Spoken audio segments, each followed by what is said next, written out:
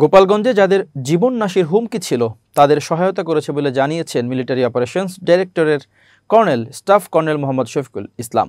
বৃহস্পতিবার এক সংবাদ সম্মেলনে সাংবাদিকদের প্রশ্নের জবাবে তিনি একথা বলেন। শফিকুল ইসলাম বলেন, আমরা কোনো রাজনৈতিক দলকে বিশেষভাবে কখনো কাউকে সহায়তা করিনি। আমাদের দায়িত্বের মধ্যে আমরা কাউকে বিশেষভাবে দেখি না।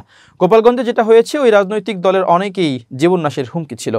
তাদের জীবন বাঁচানোর জন্য সেনাবাহিনী সহায়তা করেছে। এখানে জীবন বাঁচানোই মূল লক্ষ্য ছিল, অন্য কিছু না।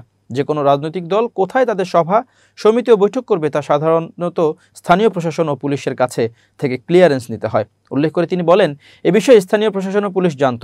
গত 16 জুলাই গোপালগঞ্জে জাতীয় নাগরিক পার্টির কর্মসূচিতে দফায় দফায় হামলা চলে। ওই ঘটনায় সংঘর্ষে 5 জন নিহত হন।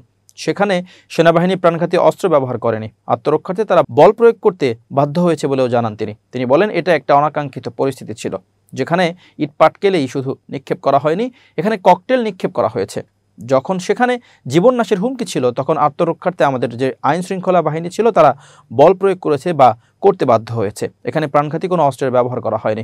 গোপালগঞ্জে কি হয়েছিল, সত্য ঘটনা উদ্ঘাটনের জন্য অবসরপ্রাপ্ত একজন বিচারকের নেতৃত্বে একটি তদন্ত কমিশন গঠন করা হয়েছে বলে জানান তিনি। এই তদন্ত কমিটি সঠিক এবং সত্য ঘটনা উন্মোচনে সক্ষম হবে বলে আশা প্রকাশ করেন তিনি। গোপালগঞ্জে ওই দিন সেনাবাহিনী সঠিকভাবে দায়িত্ব পালন না করলেও আরও হতাহত বা জীবন নাশের সম্ভাবনা থাকতো বলে মন্তব্য করেন তিনি। বিশেষ কোনো দলের ক্ষেত্রে আমাদের আলাদা কোনো নজর নেই। আমাদের দায়িত্ব পালনের ক্ষেত্রে সকলেই আমাদের কাছে সমান।